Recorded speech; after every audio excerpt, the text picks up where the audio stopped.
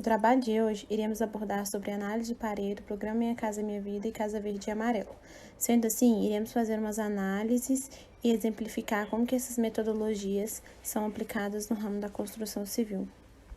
Para começar, vamos apresentar a análise de Pareto, um método muito utilizado em empresas atualmente.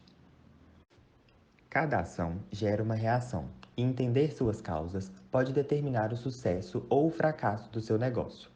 Essa frase define o que é a análise de Pareto, um esquema geralmente apresentado em gráfico de colunas, que estuda que 80% das consequências resulta de apenas 20% das causas, ou seja, procura mostrar que se pode usar tempo e energia em questões de fato complicadas.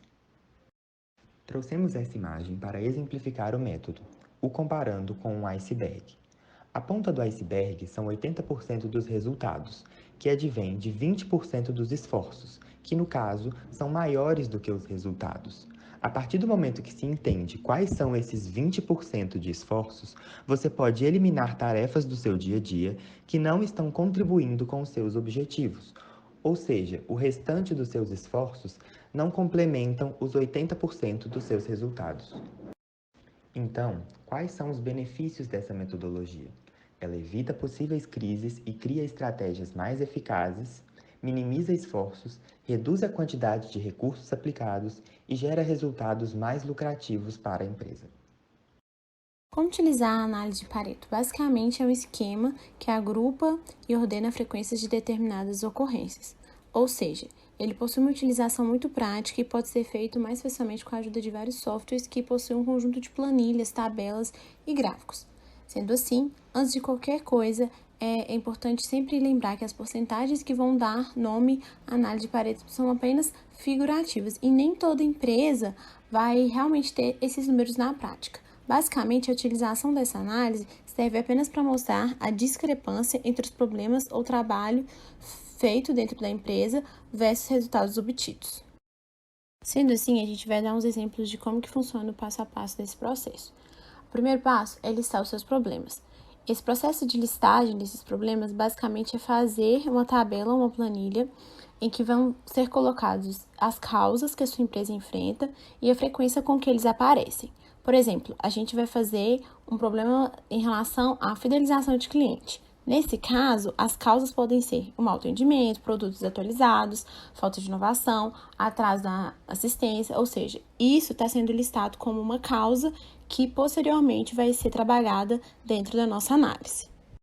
O segundo passo que a gente pode fazer é organizar as ocorrências, ou seja, a gente tem que colocar essas ocorrências em ordem decrescente e a gente vai conseguir perceber, por exemplo, se o mau atendimento é o maior alvo das reclamações, ele deve vir no topo da lista, com o número das ocorrências que aparecem. Então, a gente vai perceber o que é aquela causa, mas a gente vai colocar qual que é o nível de prioridade para ela ser realmente resolvida. O terceiro passo é calcular a frequência dos problemas. Então, o que a gente vai fazer? Calcular a porcentagem com que esse problema realmente está se acumulando dentro da empresa. E, basicamente, para fazer esse cálculo, basta dividir o número total de cada causa individual pelo número total das causas e multiplicar o resultado por 100. E o quarto passo é fazer a utilização de gráficos, que basicamente é pegar essas informações, organizar e fazer com barras verticais com as causas dos problemas no eixo X e a frequência no eixo Y. Agora, vamos apresentar o programa Minha Casa Minha Vida e Casa Verde e Amarela e as mudanças que ocorreram. O programa Minha Casa Minha Vida, instituído em 2009 durante a gestão do ex-presidente Luiz Inácio Lula da Silva, foi substituído pelo programa habitacional Casa Verde e Amarela, idealizada pelo governo Jair Bolsonaro. O que mudou?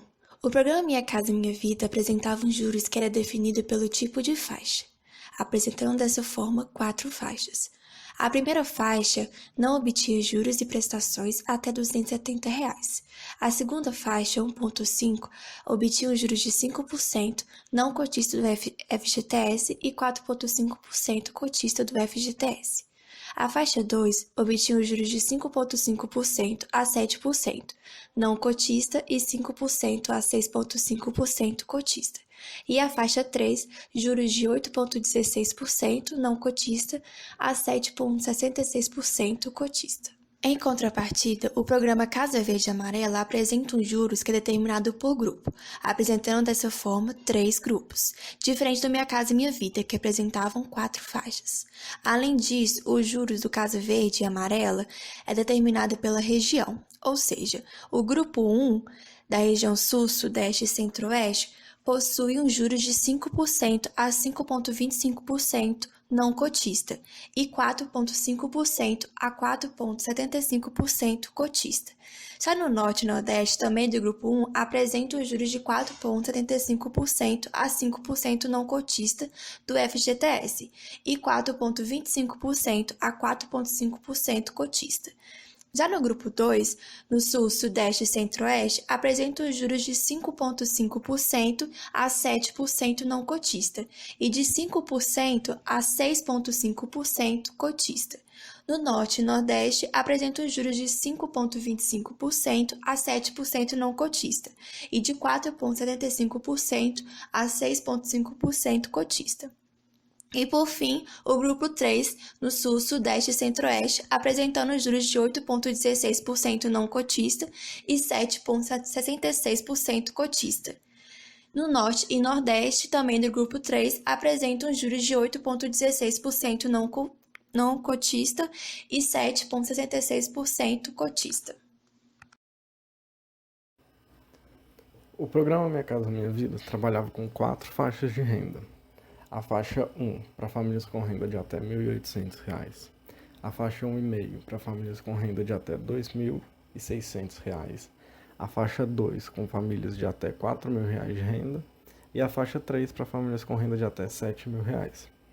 Já o programa da Casa Verde e Amarela, a primeira faixa de renda foi suspensa, que é a faixa que não tinha juros nas parcelas, e ficou com só 3 faixas. A faixa 1 para famílias de até R$ 2.000, sendo que no Norte e no Nordeste do Brasil, a faixa 1 engloba as famílias de até R$ 2.600. A faixa 2 para famílias de até R$ 4.000 de renda e a faixa 3 até R$ 7.000, igual no programa anterior. Além disso, outra mudança que aconteceu é que os recursos da Casa Verde e Amarela podem ser usados também para reformas e para regularização fundiária. As normas do novo programa obtêm uma estrutura básica baseada em uma infraestrutura interna do imóvel que deve apresentar um sistema de energia elétrica, um sistema de esgoto e instalações de água. Além disso, uma infraestrutura básica para a moradia em residências térreas, que possui no mínimo 2 quartos, uma sala, uma cozinha, um banheiro, uma área de serviço e área útil para a transição de 32 metros quadrados. O mesmo ocorre em apartamentos, obtendo uma diferença quanto à transição, que seria de 37 metros quadrados. As consultoras que participam do programa Casa Verde e Amarela devem ser certificadas pelo PBQPH, que é o Programa Brasileiro da Qualidade e Produtividade do Habitat. Deve também seguir as normas de desempenho da NBR 15575. Essas regras todas têm como objetivo assegurar que os valores baixos das moradias não justifiquem a entrega de imóveis sem condições dignas de habitabilidade. O principal objetivo do PBQPH é organizar a construção civil e os canteiros de obra, padronizando e, dessa forma, aumentando a produtividade e desenvolvendo uma obra de qualidade. Ele sempre segue as normas dos materiais e é norteado pelas normas internacionais ISO 9001. A NBR 15575 é uma norma que trata do desempenho de edificações habitacionais e tem como objetivo de prezar pelo conforto, acessibilidade, higiene, estabilidade, vida útil da construção, segurança estrutural e contra incêndio e também sustentabilidade. Essa NBR impõe vários requisitos de habitabilidade, que são eles: a estanqueidade da água, que visa evitar a umidade, que é a fonte de fungos causadores de problemas de saúde, principalmente respiratórios, além de comprometerem a durabilidade da edificação. Desempenho térmico, que trata do conforto térmico dos usuários para a realização das atividades diárias e para um sono adequado. Desempenho acústico, que determina que a construção deve ser projetada visando evitar ruídos externos e de vizinhos. O desempenho lumínico, que estabelece níveis mínimos de iluminação natural e artificial, levando em consideração a iluminação para várias atividades do dia a dia. O requisito de saúde, higiene e qualidade do ar impõe que a construção deve ter níveis aceitáveis de partículas em suspensão, micro-organismos, bactérias e gases tóxicos, provendo condições adequadas de salubridade aos usuários. A funcionalidade e acessibilidade estabelece que os ambientes devem ter dimensões mínimas adequadas para uma boa experiência, além de acesso universal. Já o conforto tátil e antropodinâmico visa prover conforto à experiência do usuário, evitando esforços excessivos para acionamento de torneiras, interruptores, trancas, etc., além de estabelecer condições máximas de deformidade e declividade de piso, velocidade de elevadores e outras questões relacionadas.